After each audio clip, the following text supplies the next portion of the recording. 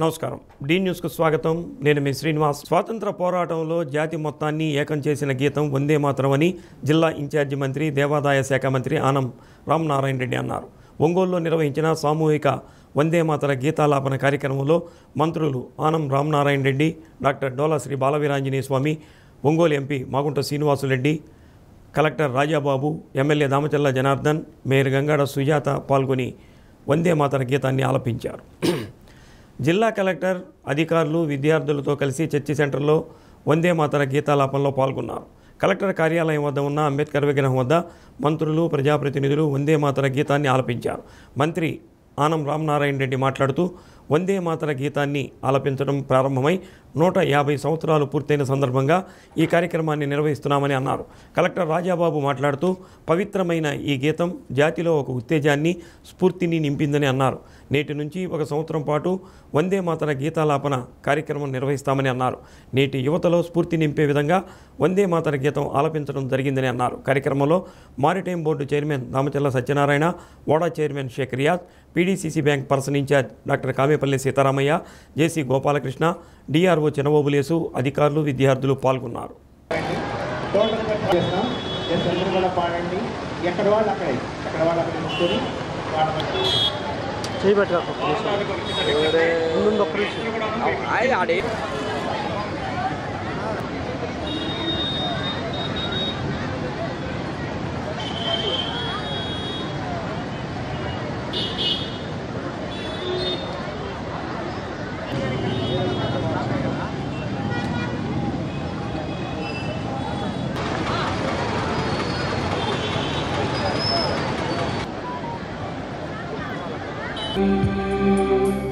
వందే మాతరం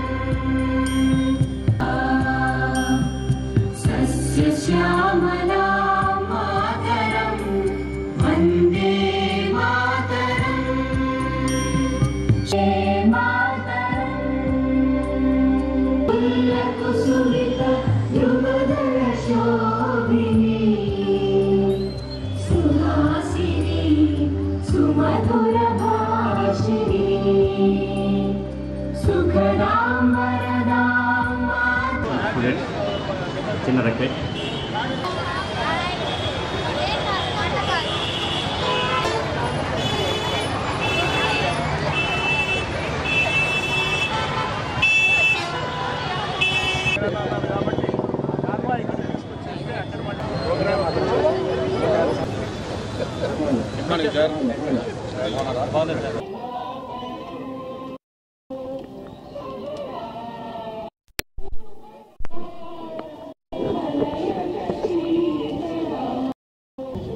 ఈరోజు భారతదేశంలో మన జాతీయ గీతం వందే మాతరం ప్రారంభించి 150 సంవత్సరాల శుభ సందర్భంలో ఈరోజు భారతదేశం అంతా ఈ వందే మాతరం జాతీయ గీతం ఆలపిస్తూ ప్రతి ఒక్కరం కూడా భారతీయులమనేటువంటి గర్వపడేటువంటి దినం ఇది. ఇది కేంద్ర ప్రభుత్వం, ముఖ్యంగా మన ప్రధానమంత్రి శ్రీ నరేంద్ర మోడీ గారు, ఆంధ్రప్రదేశ్ రాష్ట్రంలో మన ముఖ్యమంత్రి శ్రీ నారా చంద్రబాబు నాయుడు గారి నాయకత్వంలో వందే మాతర గీతాన్ని ప్రతి ప్రాంతంలో ఆలపించాలని, అందరం భారతీయులం అంతా ఒక్కటే అనేటువంటి నినాదం అన్ని ప్రాంతాల్లో చాటి చెప్పడానికి చేసినటువంటి ఒక ప్రయత్నం. ఈ ప్రయత్నం విజయవంతమవుతున్నందుకు అందరికి కూడా ప్రత్యేకంగా ధన్యవాదాలు తెలియజేస్తూ సెలవు తీసుకుంటాం. 7th మన బంకించంద్ర చటర్జీ గారు రాసినటువంటి గీతం వందే మాతరం మనం ఆలపించడం జరిగింది. వందే మాతరం అనే గీతం ఒక నినాదంలాగా, ఒక సాక్రెడ్ ఎనర్జీ లాగా, అంటే పవిత్రమైనటువంటి శక్తిలాగా ఆ రోజు బ్రిటిష్ వారు మనపై, అంటే భారతదేశంపై సాగిస్తున్నటువంటి అరాచక పాలనకి వ్యతిరేకంగా ఈ పాట ఎంతోమంది లక్షల వేలు కోట్ల మంది భారతీయులను కదిలించి వాళ్ళందరినీ కూడా ఒక్కతాటిపైకి తీసుకురావడానికి ఎంతో ఉపయోగపడింది. జిల్లాకు చెందిన తెలుగుదేశం పార్టీ ప్రజాప్రతినిధులకు శాసనసభ్యులు దామచర్ల జనార్దన్ రావు తన నివాసంలో అల్పాహారం ఏర్పాటు చేశారు. జిల్లా సమీక్షా సమావేశంలో పాల్గొనేందుకు వచ్చిన రాష్ట్ర దేవాదాయ శాఖ మంత్రి, జిల్లా ఇన్ఛార్జి మంత్రి ఆనం రామనారాయణ రెడ్డి, రాష్ట్ర సాంఘిక సంక్షేమ శాఖ మంత్రి డోలా శ్రీ బాలవీరాంజనేయ స్వామి, ఎంపీ మాగుంట శ్రీనివాసులరెడ్డి, శాసనసభ్యులు BN Vijayakumar, Mukku Ugra Narasimha Reddy, Muthumula Ashok Reddy, AP maritime board chairman Damacharla Satya, PDCC bank person incharge doctor Kamepalli Sitaramaiah, Darsi నియోజకవర్గ TDP incharge Gottipati Lakshmi, OUDA chairman Sheikh Riyaz, mayor Gangada Sujatha తదితరులకు దామచర్ల జనార్దన్ రావు అల్పాహార విందు ఇచ్చారు.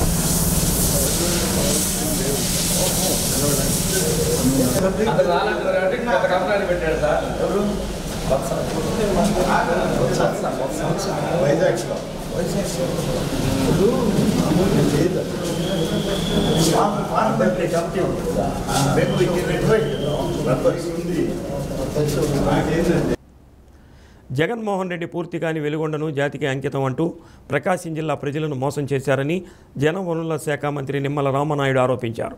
పూర్తి కాని వెలుగొండను పూర్తి చేశానని జగన్మోహన్ రెడ్డి అనటం ప్రపంచంలో 8వ వింత అని అన్నారు. నిర్వాసితులకు 900 కోట్లకు పైగా పరిహారం అందించాల్సి ఉండగా ₹1 అందించలేదని పేర్కొన్నారు. 2014-19లో టీడీపీ ప్రభుత్వంలో చంద్రబాబు నాయుడు 1373 కోట్లు నిధులు కేటాయించి 96% మేర నిధులు ఖర్చు చేశారని అన్నారు. కూటమి ప్రభుత్వం అధికారంలోకి వచ్చాక ఆగిపోయిన వెలుగొండ ప్రాజెక్టు పనులను చంద్రబాబు పునరుద్ధరించారు. ఫీడర్ కెనాల్ లైనింగ్, 3 కిలోమీటర్ల పొడవున రీటైనింగ్ వాల్ నిర్మాణ పనుల కోసం ఇటీవలే 456 కోట్లతో టెండర్లు పిలిచామని అన్నారు. ఈ నెలలోనే ఫీడర్ కెనాల్ పనులు మొదలు పెట్టబోతున్నామని పేర్కొన్నారు. టన్నెల్ 2లో టీబీఎం మెషిన్ తొలగించడానికి సాంకేతిక నిపుణుల కమిటీని నియమించామని అన్నారు.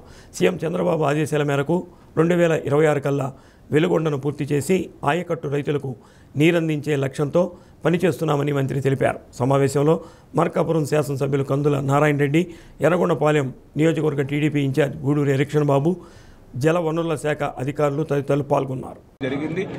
మరి ఏదైతే ఆ యొక్క ఫ్లడ్ అనంతరం ఆ పనులను ఇంకా వేగవంతం చేయాలి, ఏదైతే ఆ బ్రీచెస్ ద్వారా వచ్చినటువంటి టన్నెల్లో ఉన్నటువంటి వాటర్ ఏదైతే ఉందో దానంతా కూడా డీవాటరింగ్ చేసి పనులన్నింటినీ కూడా మళ్ళీ యథాస్థితిలో మరి ప్రారంభించి పూర్తి చేయాలనేటువంటి దృక్పథంతో మరి ఈరోజు ఆ యొక్క వెలుగొండ ప్రాజెక్టుకు సంబంధించినటువంటి ఫీడర్ కెనాల్, టన్నెల్స్ ఆ యొక్క రిపేర్స్ వర్క్స్ ఏవైతే ఉన్నాయో వాటిని పరిశీలించడానికి, వాటిని యుద్ధ ప్రాతిపదిక మీద వేగవంతం చేయడానికే ఈరోజు మరి గౌరవ శాసనసభ్యులు నారాయణ రెడ్డి గారు, అదేవిధంగా ఇక్కడ ఇన్ఛార్జ్ ఎరిక్సన్ బాబు గారు, అదేవిధంగా మా ఇరిగేషన్ నుంచి కూడా అడ్వైజర్ వెంకటేశ్వరరావు గారు, అదేవిధంగా ఇంకా ఇంజనీరింగ్ డిపార్ట్మెంట్ డిజైన్స్ నుంచి అందరినీ కూడా కమిటీగా ఈరోజు ఇక్కడికి రాచి పరిశీలించడం జరిగిందని చెప్పి మీ ద్వారా అందరికీ కూడా తెలియజేసుకుంటూ ఇప్పుడే ఈ యొక్క వెలిగొండ ప్రాజెక్టు మీద కూడా రివ్యూ తీసుకుని ఏదైతే ఆ యొక్క బ్రీచెస్ ఏవైతే ఉన్నాయో వాటిని ఇమీడియట్లీ 3-4 డేస్లో వాటిని అన్నింటినీ కూడా బ్రీచెస్ అన్నింటినీ కూడా కంప్లీట్ చేసి ఆ డీ వాటరింగ్ కూడా క్లోజ్ చేయమని చెప్పేసి కూడా ఇప్పుడే అధికారులకి ఏజెన్సీలకు కూడా ఆదేశాలు కూడా ఇవ్వడం జరిగింది. మళ్ళీ 4-5 రోజులు డీ వాటరింగ్ చేసి ఆ యొక్క టన్నెల్ వర్క్ని పునఃప్రారంభించాలి. మళ్ళీ అవసరమైతే 4-5 రోజుల్లో మళ్ళీ ఇక్కడికి మళ్ళీ మేము కూడా వస్తామని కూడా చెప్పడం జరిగిందని చెప్పి కూడా మీ ద్వారా కూడా తెలియజేసుకుంటూ, ఎందుకంటే ఈ ప్రాజెక్ట్ ఏదైతే ఉందో చంద్రబాబు నాయుడు గారు కూడా ప్రతి 15 రోజులకు ఒకసారి సెక్రటరీలో రివ్యూ చేస్తూ ఉన్నారు. ఆయన కూడా ఆవేదన వ్యక్తం చేస్తూ ఉన్నారు. ఏదైతే ఆ రోజు 1996 చంద్రబాబు నాయుడు గారు పుట్టినరోజు సందర్భంగా భూమి పూజ చేశా, దగ్గర 30 సంవత్సరాలు అయి భూమి పూజ అయినా కూడా ఆ ప్రాజెక్టు పూర్తి కాకపోవడం చాలా ఆవేదన కలిగిస్తూ ఉంది. ఖచ్చితంగా మనం 2026కి ఇది మనం పూర్తి చేయాలని చంద్రబాబు నాయుడు గారు కూడా 15 రోజులకి 20 రోజులకి రివ్యూలో కూడా మాకు చెప్తున్నటువంటి పరిస్థితి. ఏదైతే దానిలో భాగంగానే ఈ యొక్క ప్రాజెక్టు పనులు త్వరితగతం చేస్తుంది. కానీ విచిత్రం ఏంటంటే జగన్మోహన్ రెడ్డి గారు, ఎందుకంటే ఈ ప్రాజెక్టు పనులు ఇంకా పూర్తి కాకుండానే మరి ఆయన జాతికి అంకితం అని చెప్పి ఇక్కడే పెద్ద శిలాఫలకాన్ని వేసినటువంటి పరిస్థితి నిజంగా చాలా ఆశ్చర్యం కలుగుతుంది. ఎందుకంటే నేను కూడా ఇరిగేషన్ శాఖ మంత్రిగా వచ్చాక చూసా, రివ్యూలో కూడా అధికారులు ఏజెన్సీలతో మాట్లాడితే ఈ వెలిగొండకు సంబంధించి హెడ్ లెగ్ గ్రేడర్ పనులు ఇంకా పూర్తి కాలేదు. ఇప్పుడు కూడా రివ్యూ పెట్టుకుంటే ఈ రివ్యూలో కూడా చెప్తున్నారు హెడ్ లెగ్ గ్రేడర్కి సంబంధించి వింగ్స్ కానీ రిటైనింగ్ వాల్ కానీ రేపు మార్చి ఏప్రిల్ నెలకి కంప్లీట్ చేస్తామని చెప్తూ ఉన్నారు. హెడ్ వర్క్స్లో పనులు పూర్తి కాకుండా వెలిగొండ పనులు పూర్తి చేసామని చెప్పడం అంటే ఎంత హాస్యాస్పదం. దాని తర్వాత చూస్తే టన్నెల్ 1 ఉంది, టన్నెల్ 2 ఉంది. టన్నెల్ 2లో ఇంకా బెంచింగ్ పనులు ఉన్నాయి, టన్నెల్ 2లో ఇంకా లైనింగ్ పనులు ఉన్నాయి. ఆ లైనింగ్ పనులు కూడా దగ్గర నేను మా అధికారంలోకి వచ్చిన తర్వాత చూస్తే 7 కిలోమీటర్ లైనింగ్ ఉంది. ఇందు ముందు 2 గ్యాండరీలు పనిచేస్తుంటే ఇప్పుడు మళ్ళీ 3వ గ్యాండరీ తెచ్చాం, మళ్ళీ మొన్న 4వ గ్యాండరీని కూడా తెచ్చాం. ఈ 4 గ్యాండరీలు పెట్టి డే అండ్ నైట్ వర్క్ చేస్తే రేపు 2026కి జూన్కి పూర్తి చేయగలమని అక్కడ అధికారులు కానీ ఏజెన్సీ కానీ చెప్తున్నటువంటి పరిస్థితి. ఇంకా ఎందుకంటే ఇప్పటికీ ఇంకా 4200 మీటర్లు ఇంకా లైనింగ్ ఉంది. పర్ మంత్ 450 నుంచి 550 మీటర్లు చేయాలి ప్రతి నెల కూడా. అంటే అంత యుద్ధ ప్రాతినిధ్యం చేస్తేనే కానీ ఆ లైనింగ్ పూర్తి కాదు. మరి లైనింగ్ పూర్తి కాకుండా టన్నెల్ 2 పూర్తి కాకుండా మరి వెలిగొండ పూర్తి అయిపోయిందని జగన్ చెప్పడం అని అంటే ఎంత. స్వాతంత్ర పోరాటంలో జాతీయ గీతం స్ఫూర్తి నింపిందని ఎస్పీ హర్షవర్ధన్ రాజు అన్నారు. వందే మాతర గీతం రచించి 150 సంవత్సరాలు పూర్తయిన సందర్భంగా దేశవ్యాప్తంగా అన్ని ప్రభుత్వ శాఖలలో గీతాన్ని ఆలపించాలని ప్రభుత్వ ఆదేశాలతో ఎస్పీ కార్యాలయంలో విద్యార్థులతో పోలీసు సిబ్బందితో గీతాలాపన కార్యక్రమం చేపట్టారు. వందే మాతర గీతం పాడిన అనంతరం ఈ గీతాన్ని గురించి వివరించారు. వందే మాతర గీతం 1870లో బెంగాల్కు చెందిన బంకిం చంద్ర చటర్జీ సంస్కృత భాషలో రచించారని అన్నారు. ఆయన దీనిని 1875 నవంబర్ 7వ తేదీన రాసి 1882లో తన బెంగాలీ నవల ఆనంద మఠంలో ప్రచురించారని తెలిపారు. 1950 జనవరి 24న భారత రాజ్యాంగ సభ వందే మాతర గీతాన్ని గణతంత్ర జాతీయ గీతంగా స్వీకరించిందని తెలిపారు. అప్పటి రాష్ట్రపతి డాక్టర్ రాజేంద్ర ప్రసాద్ వందే మాతర గీతాన్ని జనగణమనతో సమానంగా పరిగణించారని తెలిపారు. ఈ కార్యక్రమంలో ఏఆర్డీఎస్పీ శ్రీనివాసరావు, పోలీస్ అధికారులు, సిబ్బంది, విద్యార్థులు పాల్గొన్నారు.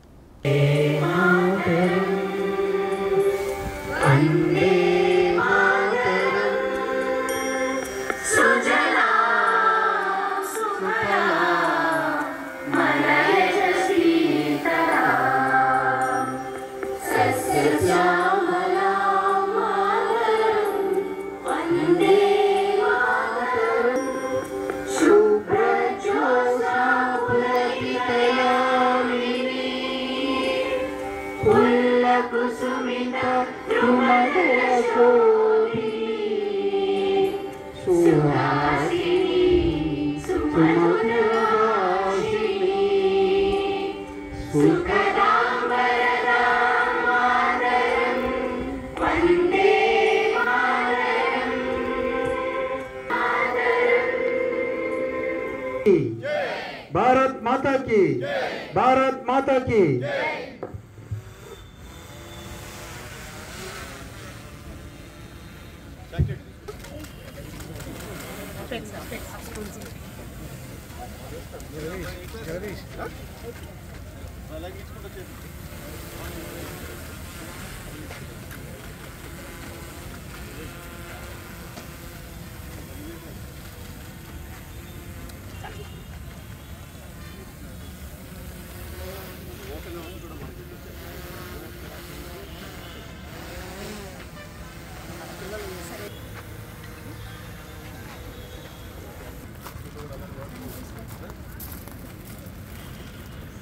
వందే మాతరం గీతాలాపన చేయవలసిన బెంగాలీ భాషలో రచించారు.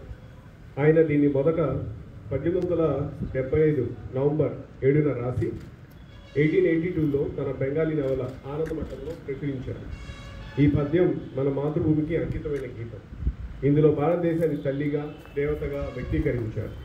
ప్రారంభంలో ఇది బెంగాల్ ప్రాంతాన్ని సూచించిన తర్వాత కాలంలో ఇది మొత్తం భారతదేశాన్ని భారతమాతగా ప్రతిబింబించింది. భారత తత్వవేత్త శ్రీ అరబిందో గారు దీన్ని బెంగాల్ జాతీయ గీతంగా పేర్కొన్నారు. వందే మాత్రం భారత స్వాతంత్ర ఉద్యమానికి చిహ్నంగా మారింది. 1896లో భారత జాతీయ దీన్ని మొదటిసారి పాడారు. 1905లో ఇది స్వాతంత్ర సమరయోధుల నినాదంగా మారి దేశవ్యాప్తంగా దేశభక్తిని రగిలించింది.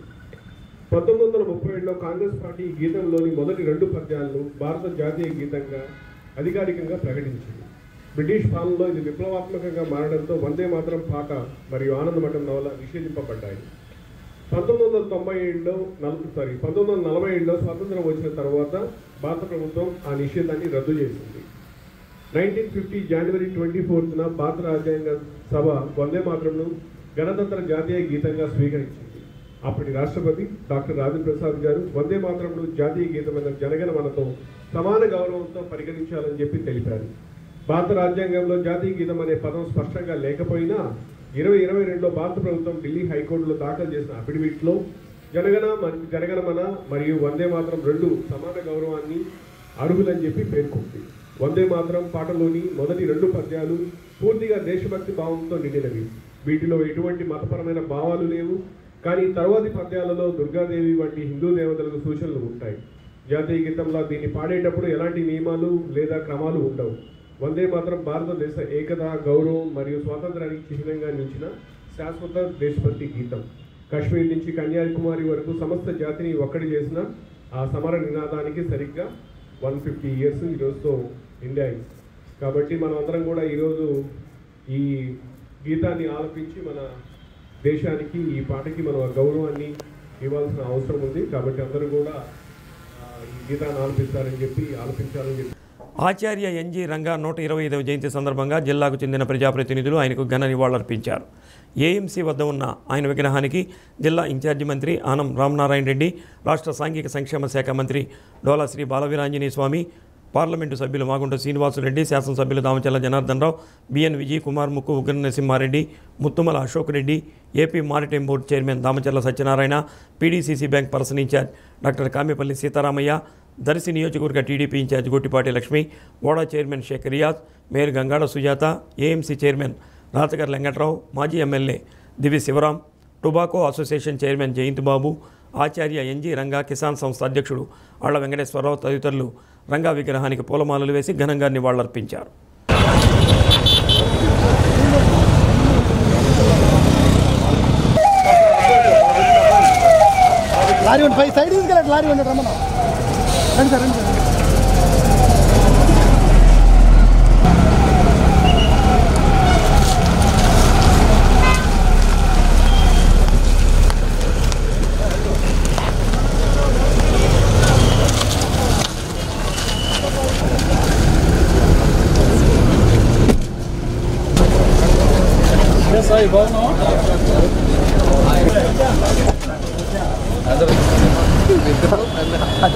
అలా ఎలక్ట్ జయంతి అన్న వాళ్ళందరూ కొద్దిగా తెలియదు అన్న షెడ్యూల్ ప్రకారం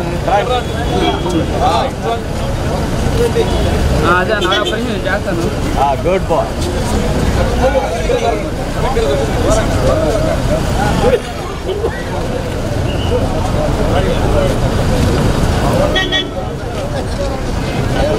అదే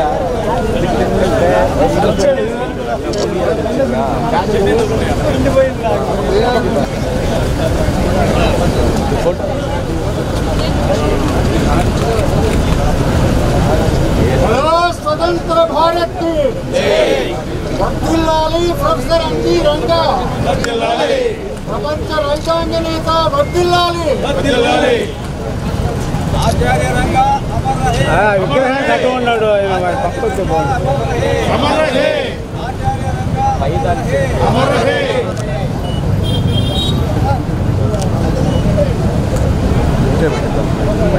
సార్ అలా సర్దుకుంటుంది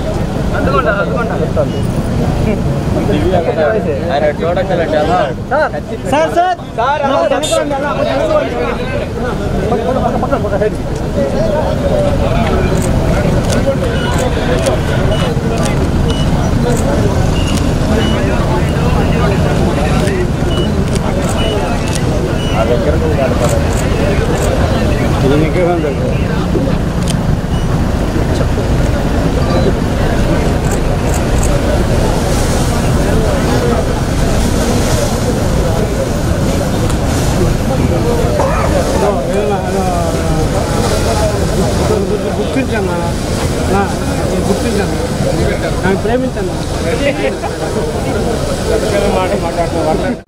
ఒంగోలు కేశవస్వామిపేటలోని శ్రీ ప్రసన్న చెన్నకేశవ స్వామి వారి పవిత్రోత్సవాలు వైభవంగా ప్రారంభమయ్యాయి. 6వ తేదీ నుంచి ప్రారంభమైన పవిత్రోత్సవాలు 8వ తేదీ వరకు శాస్త్రోక్తంగా జరగనున్నాయి. తొలి రోజు కార్యక్రమాలను ఎంపీ మాగుంట శ్రీనివాసరెడ్డి పూజా కార్యక్రమంలో పాల్గొన్నారు. ఆలయానికి విచ్చేసిన ఎంపీ మాగుంటకు ఆలయ అధికారులు, అర్చకులు మంగళ వాయిద్యాలతో స్వాగతం పలికారు. శ్రీ భూనీల సమేత ప్రసన్న చెన్నకేశవ స్వామివారిని దర్శించుకున్న మాగుంట శ్రీనివాసరెడ్డి ఆలయ ప్రాంగణంలో ఏర్పాటు చేసిన పవిత్రోత్సవాల అంకురార్పణ కార్యక్రమంలో పాల్గొని ప్రత్యేక పూజలు చేశారు. అనంతరం శ్రీ కాశీ విశ్వేశ్వర స్వామివారి ఆలయంలో కార్తీక దీపాలు వెలిగించి స్వామివారిని దర్శించుకున్నారు. ఆలయ అధికారులు స్వామివారి శేషవస్త్రాలతో మాగుంటను సత్కరించి స్వామివారి తీర్థ ప్రసాదాలు అందజేశారు. కార్యక్రమంలో ఈవో రావిళ్ల శివశంకర్, దేవస్థానం చైర్మన్ తోము సుబ్బారావు, తాత ప్రసాద్, అళ్ల శ్రీనివాసరెడ్డి తదితరులు పాల్గొన్నారు. ఓం నారాయణాయ విద్మహే వాసుదేవాయ ధీమహి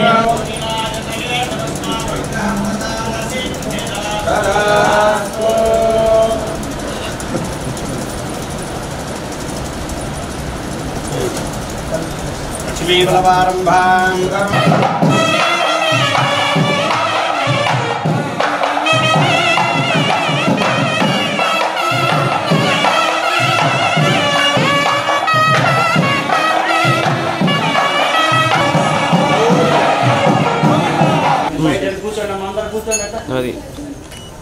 సేవా ధురంధర మన్యుస్వరూప ఈశ్వర బాలగోత్రోద్భవస్య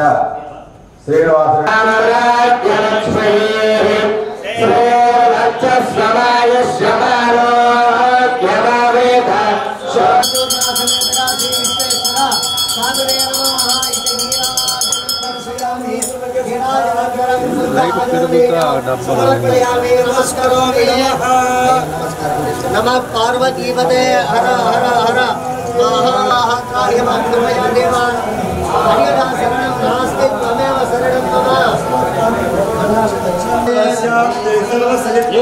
అడుగుండి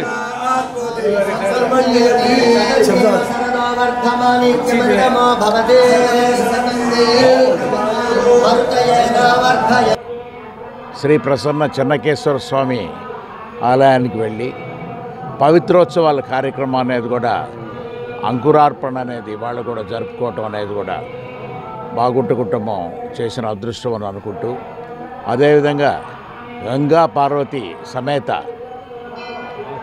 కాశీ విశ్వేశ్వర స్వామి వారి ఆలయంలో కూడా ఘనమైన పూజలన్నీ కూడా పూజారులందరూ అర్చకులు వారు ఆ శివయ్య స్వామికి భక్తిపూర్వకంగా కూడా అవి ఆ ధ్యానం కూడా చేసి, కార్తీక దీపం ముఖ్యంగా కూడా కార్తీక మాసంలో కార్తీక దీపం అనేది ఎంత పవిత్రమైంది అనేది అందరికీ తెలిసిన విషయమే.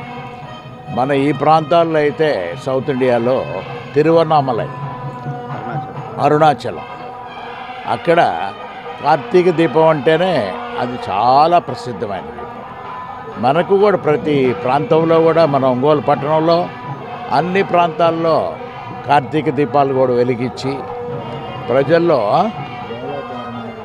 జ్వాలా తారణం అనేది కూడా ఇక్కడ ప్రత్యేకంగా కాశీ విశ్వేశ్వర స్వామి ఆలయంలో కూడా ఈ జ్వాలా తారణను కూడా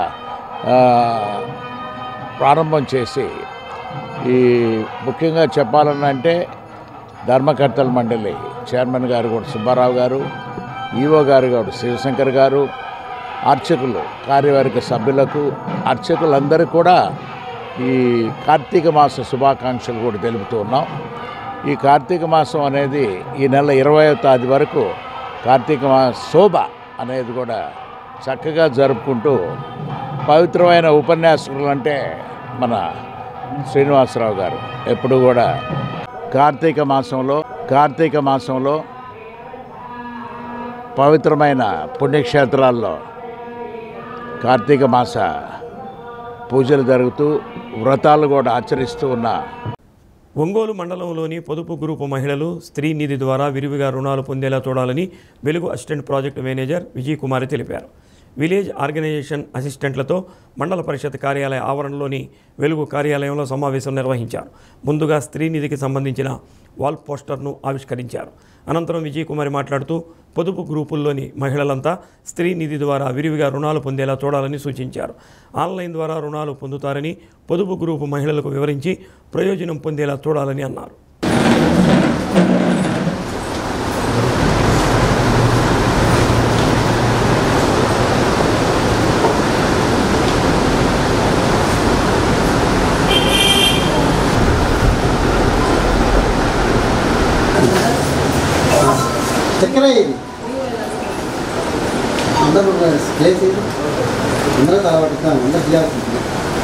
చెప్పారు.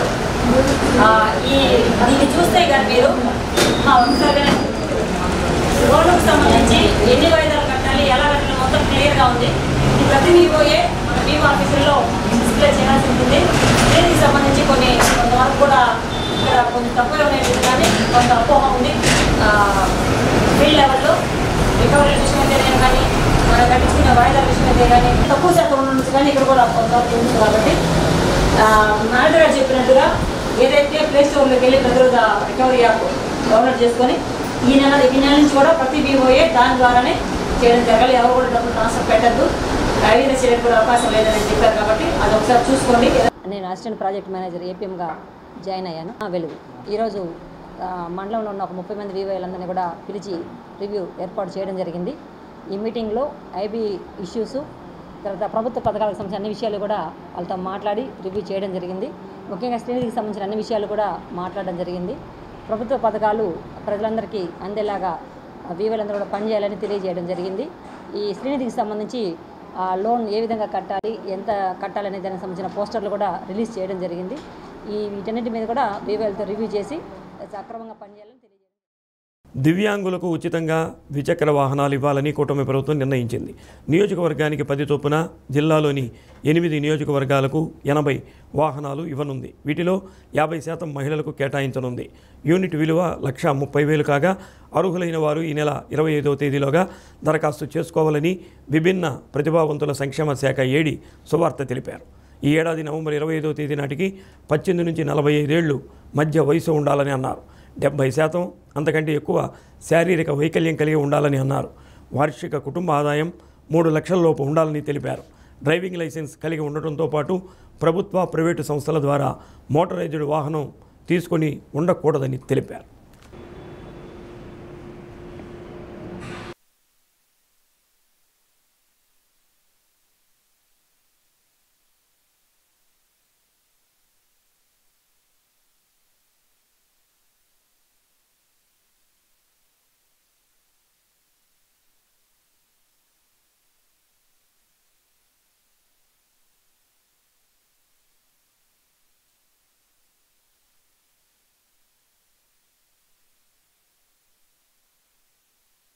ఆంధ్రప్రదేశ్ రాష్ట్ర ప్రభుత్వం వారు విభిన్న ప్రతిభావంతుల మరియు వయోవృద్ధుల సహాయక సంస్థ వారి ద్వారా జిల్లాలోని విభిన్న దివ్యాంగులైన విభిన్న ప్రతిభావంతులకు 3-వీలర్ మోటరైజ్డ్ వెహికల్స్ మంజూరు కొరకు దరఖాస్తులను ఆహ్వానించడం అయినది. ముఖ్యంగా ఈ దరఖాస్తులు వాటి యొక్క క్రైటీరియా వయసు వచ్చేసి 25/11/2025 నాటికి 18 సంవత్సరాల నుండి 45 సంవత్సరాల లోపు ఉండాలి. అంతేకాకుండా అంటే ఇప్పుడు మనకి కాళ్ళు ఏవైతే పనిచేయవో వాళ్ళకి ముఖ్యంగా వాళ్ళకి మాత్రమే ప్రిఫరెన్స్ ఇవ్వబడుతుంది. ఏదైనా క్యాలిపర్ కానీ క్రచెస్ కానీ వాడే వాళ్ళకి. అంతేకాకుండా 70% వికలాంగత్వం కలిగి ఉండాలి. ముఖ్యంగా ఏంటంటే ఇది 10వ తరగతి పాస్ అయి స్వయం ఉపాధి చేసుకునే వాళ్ళకి, అంతేకాకుండా ఎవరైతే విద్యార్థులు వాళ్ళు ప్రొఫెషనల్ కోర్సులు పీజీ డిగ్రీ చదువుకునే వారికి వారి చదువు కోసము, అదేవిధంగా స్వయం ఉపాధి కొరకు మన ప్రభుత్వం వారు వాళ్ళందరికీ ఉపయోగార్థము వీటిని పూర్తి ఉచితంగా మంజూరు చేయడం జరిగింది. కాబట్టి అర్హత కలిగిన దివ్యాంగులందరూ కూడా మనకి www.apdaSCAC.gov.in అనే వెబ్సైట్లో దరఖాస్తులు చేసుకునేలా వారి అర్హత మేరకు వాళ్ళని దరఖాస్తులను క్రైటీరియా ప్రకారము వారికి మంజూరు చేయడం జరుగుతుంది. ఇవన్నీ కూడా మీరు సబ్మిట్ చేసిన ఏడలో ఆన్లైన్లో సబ్మిట్ చేయాలి. కాబట్టి మీరు ఆన్లైన్లో కూడా ఈ గైడ్లైన్స్ అన్నీ కూడా పొందుపరచడం జరిగింది. కాబట్టి అందరూ కూడా వెబ్సైట్ని సందర్శించి అర్హులైన దివ్యాంగులందరూ కూడా ఈ అవకాశాన్ని సద్వినియోగం చేసుకోవాలని కోరడమైంది. రోడ్డు ప్రమాదాలు నివారించాలంటే ప్రతి ఒక్కరూ ట్రాఫిక్ రూల్స్ను తప్పనిసరిగా పాటించాలని మార్కాపురం డీఎస్పీ యు నాగరాజు అన్నారు. రోడ్డు ప్రమాదాల నివారణే లక్ష్యంగా బేస్తవారిపేట పోలీస్ స్టేషన్ ప్రాంగణంలో లారీ యజమానులు, డ్రైవర్లు, క్లీనర్లకు రోడ్డు భద్రతపై విస్తృత అవగాహన కార్యక్రమం నిర్వహించారు. రోడ్డు ప్రమాదాల వల్ల ప్రతి సంవత్సరం అనేక మంది మరణిస్తున్నారని, దానివల్ల ఎన్నో కుటుంబాలు నష్టపోతున్నాయని పేర్కొన్నారు. ప్రాణం ఎంతో విలువైనదని గుర్తు చేసి సీట్ బెల్ట్ లేకుండా మద్యం సేవించి నిర్లక్ష్యంగా వాహనాలు నడపకూడదని సూచించారు. కార్యక్రమంలో Khammam CI K Mallikarjuna, Bestavaripeta SI Ravindra Reddy, Khammam SI Narasimha Rao సిబ్బంది పాల్గొన్నారు. అత్యంత ఘోర ప్రమాదాలు మీ అందరికీ తెలిసిన విషయమే. సో ఇలాంటి ప్రమాదాలు నివారించడానికి పోలీసుకు సంబంధించి అన్ని చర్యలు తీసుకున్నప్పటికీ ఈ ప్రమాదాలు అనేవి కంట్రోల్ అయితే కావట్లేదు. సరాసరిన ఈ రోడ్డు ప్రమాదాలు ఉండే మరణాలు కానీ గాయపడిన వాళ్ళు కానీ మాకు ప్రతిదీ కూడా మా దగ్గర లెక్కలు ఉంటాయి. ఎప్పటికప్పుడు ఈ రోడ్డు ఇంజనీరింగ్ అంతా బాగా చేసి రోడ్లు ఇంకా డెవలప్ అయ్యి పాత రోజుల్లాగా లేకపోయినా కానీ ప్రమాదాల సంఖ్య మాత్రం గణనీయంగా ఏం తగ్గడం లేదు. దీని వలన ఎన్నో కుటుంబాలు ఇబ్బందుల పాలయ్యి, అట్లాగే ఆ ప్రమాదాల్లో డ్రైవర్లు వాళ్ళంతా క్రిమినల్ కేసులు ఫేస్ చేస్తా, చనిపోయిన వ్యక్తుల కుటుంబాలంతా కూడా ఇన్సూరెన్స్ అనో డబ్బులనో లేక వాళ్ళ కుటుంబ యజమానులు చనిపోయి ఆ బిడ్డల భవిష్యత్తులో ఇవన్నీ కూడా సంకటంలో పడిపోయిన ఈ క్రమంలో మా ప్రియతమ ఎస్పీ గారు ఖచ్చితంగా దీని మీద ప్రతి దగ్గర కూడా కొంత అవేర్నెస్ ప్రోగ్రామ్స్ కండక్ట్ చెప్పడం జరిగింది. సో ఆదేశాల్లో భాగంగా ఈరోజు ఖమ్మంలో అర్ధవీడు, బేస్తవారిపేట, ఖమ్మంకు సంబంధించిన ఈ లారీ ఓనర్స్ మరియు మోటార్ వాహనాలకు సంబంధించిన అసోసియేట్ అయిన యజమానులందరినీ కూడా ఈరోజు పిలిచి ఇక్కడ ఒక సమావేశం ఏర్పాటు చేయడం జరిగింది.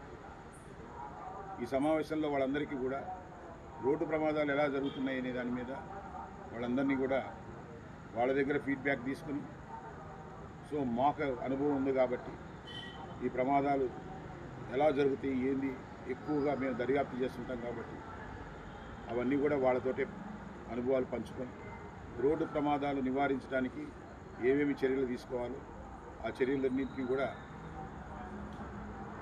చెప్పడం జరిగింది. ఈ సమావేశం కూడా సక్సెస్ఫుల్గా జరిగింది.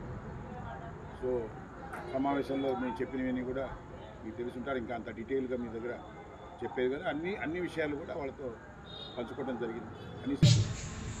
నీకు 100 దాటిన తర్వాత 100 కానీ 90 దాటి 100 దాటి పోయేటప్పుడు నువ్వు ఎంత అలర్టున్నా యాక్షన్ చేయాలి. రెండవది డ్రంక్ అండ్ డ్రైవ్ చేసుకునేటప్పుడు అయితే నీ చేతులు అసలు ఏం తెలియదు, నువ్వు ఏం జరుగుతుందో కూడా తెలియదు. అట్లాగే రెస్ట్ లేకుండా ఉండేటప్పుడు అంతే పరిస్థితి. ఎస్పెషలీ బండి కండిషను, టైర్లు, ట్యూబ్లు అవన్నీ బాగాలేని బండి నువ్వు డ్రైవ్ చేస్తావు అనుకో, నువ్వు 10 సార్లు ఎక్కడిచ్చి నువ్వు లాంగ్ కాకుండా షార్ట్ డిస్టెన్స్లో 100 రకాలుగా సౌండ్ కరెక్ట్గా ఉందా, బండి కరెక్ట్గా ఉందా, టైర్ కరెక్ట్గా ఉందా, కాబట్టి టైర్ ఉంటే మాత్రమే బండి కంట్రోల్ చేయగలనా లేదా, ఇంత అలర్ట్నెస్తో నువ్వు డ్రైవ్ చేయాలి. అంతేగాని పక్కోడు ముందు పోయడానికి నువ్వు చేయడానికి వీలు. అట్లాగే నువ్వు రోడ్డుని ఎక్స్పోజ్ అయినప్పుడు ఎదురుకుండా ఉండే బళ్ళు పొరపాటున ఏదైనా జరిగితే ఏదో 304 అయినా కదా, బెయిలబుల్ కేసే కదా, ఏది లేకపోతే మహారాజు లోపల వేస్తారు బండి, 10 రోజులు బండి ఆగుద్ది, ఈ ఫార్మాలిటీ ఇబ్బంది పడి అంతే కదా, అంతకంటే ఏంది మా ఉరేస్తారా, ఉరిశిక్ష వేయదు కదా అనే ఇంకొక నిర్లక్ష్యం కూడా ఇంకొంతమందికి ఉంది. డ్రైవింగ్ అనేది ఒక పవిత్రమైన ఉద్యోగం. ఇది రియల్గా చెప్తుంది. మన దేశంలో దాన్ని తక్కువ చేసి మాట్లాడతారు, కానీ ఇతర దేశాల్లో డ్రైవర్ అంటే వాళ్ళ పళ్ళు వాళ్ళే దొరుకుంటారు, ఒళ్ళు దగ్గర పెట్టుకుంటారు. అందులో హెవీ బస్సులు కానీ లారీలు దొరే వాళ్ళకి దాదాపు మాకెంత జీతాలు వస్తే అంత వస్తాయి ఫారిన్. ఈడ కొంచెం తక్కువ ఉండొచ్చు. ఇప్పుడు కూడా డ్రైవర్లు ఏం పెద్ద దొరకట్లే, ఆ వృత్తి కూడా టఫ్ అయింది, కొంచెం ఇదిగానే ఉంది. ఇందాక మా లాస్ట్ డైలాగ్ విన్నాను. సో మీరు కూడా ఒక డీసెంట్గా ఉంటాం, ఒక డ్రైవింగ్ ఇది దాన్ని ఒక ప్రొఫెషన్గా తీసుకోవటం, దానికి ఒక క్రమశిక్షణ జోడించడం, దాంట్లో ఏదైనా ప్రాబ్లం ఉంటే ఓనర్తో డిస్కస్ చేయటం, బండి పోయినంత వరకు కంట్రోల్లో ఉండటం. కోటి సంతకాలు సేకరించి మెడికల్ కళాశాల ప్రైవేటీకరణను అడ్డుకుందామని వైసీపీ జిల్లా అధ్యక్షుడు దర్శి ఎమ్మెల్యే బూచేపల్లి శివప్రసాద్ రెడ్డి పిలుపునిచ్చారు. ఒంగోలు 44-45 డివిజన్లో కోటి సంతకాల సేకరణ నిర్వహించారు. ZP chairperson Buchepalli Venkayamma, Ongole parliament పరిశీలకుడు బత్తుల బ్రహ్మానందరెడ్డితో కలిసి శివప్రసాద్ రెడ్డి, నియోజకవర్గ ఇన్ఛార్జ్ చుండూరి రవిబాబు వైఎస్ఆర్ విగ్రహానికి పూలమాలలు వేసి నివాళులర్పించారు. అనంతరం మాజీ సీఎం వై జగన్మోహన్ రెడ్డి ప్రజా సంకల్ప యాత్ర చేపట్టి నేటికి 8 ఏళ్లు పూర్తి చేసుకున్న సందర్భంగా కేక్ కట్ చేసి పంచిపెట్టారు. ప్రతి పేదవాడికి నాణ్యమైన వైద్యం, విద్య అందించాలన్న లక్ష్యంతో మాజీ ముఖ్యమంత్రి వై జగన్మోహన్ రెడ్డి తన పాలనలో రాష్ట్రంలో 17 ప్రభుత్వ వైద్య కళాశాలలకు శ్రీకారం చుట్టారని అన్నారు. పేద విద్యార్థులకు డాక్టర్ కావాలనే కళ సాకారం చేసేలా కృషి చేసిన గొప్ప దార్శనికుడు వైఎస్ జగన్మోహన్ రెడ్డి అని రవిబాబు కొనియాడారు. కార్యక్రమంలో మాజీ ఎమ్మెల్యే కసుకు త్యాజెండ, Y Venkateswara Rao, KV Ramana Reddy, Katari Sankar Rao, division నాయకులు మాల్యాద్రిరెడ్డి, పల్నాడు వెంకటేశ్వరరెడ్డి, వెన్నపూస వెంకటేశ్వరరెడ్డి తదితరులు పాల్గొన్నారు. కార్యకర్తలకు పేరు పేరున ముందుగా స్వాగతం తెలియజేస్తూ ముందుగా ఈరోజు 1-2 మాటలు చెప్పి ఈ కేక్ కట్ చేసే కార్యక్రమం ఉంది. దాని సందర్భాన్ని పురస్కరించుకొని ఈరోజు ఈ రాష్ట్రంలో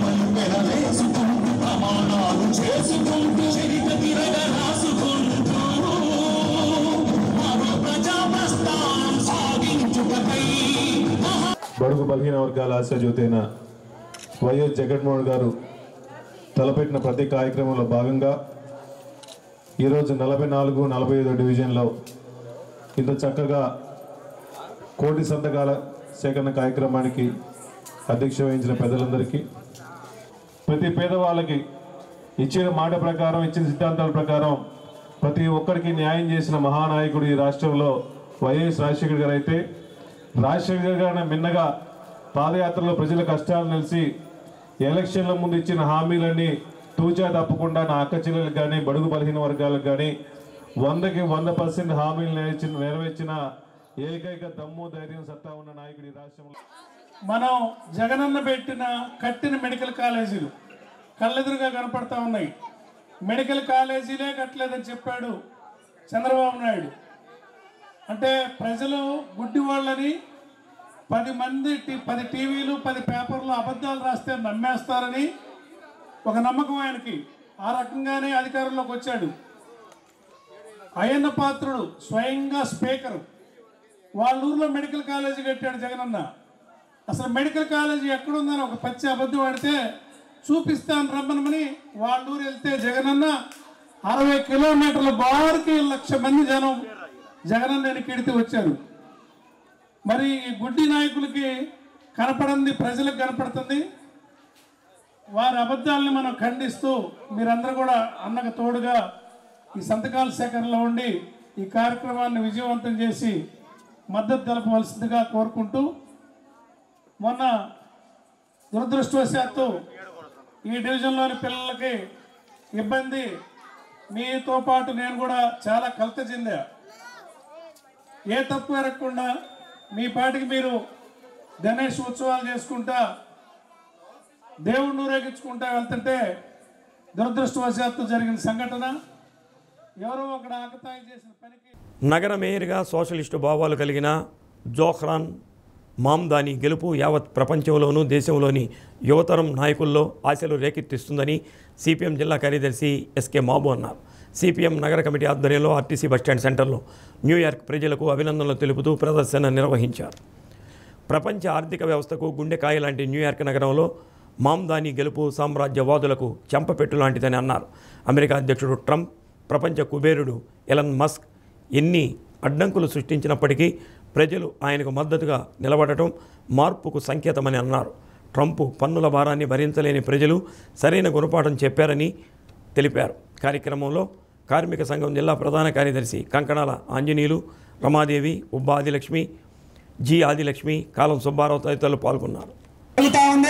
దీనికి 50 మంది ప్రజలు డెమోక్రాటిక్ పార్టీ అభ్యర్థి గారికి అభినందనలు డెమోక్రాటిక్ పార్టీ అభ్యర్థి గారికి అజేయం వ్యతిరేకించండి కార్పొరేట్ శక్తుల యొక్క కుటిల ప్రయత్నాలను, వ్యతిరేకించండి కార్పొరేట్ విధానాలను, వ్యతిరేకించండి ట్రంప్ టారిఫ్ను, వ్యతిరేకించండి ట్రంప్ టారిఫ్ను. ప్రజలపై భారాలు వేస్తున్నటువంటి కార్పొరేట్ శక్తుల ఆగడాలను, ప్రజలపై భారాలు వేస్తున్న కార్పొరేట్ శక్తుల ఆగడాలను వ్యతిరేకించండి.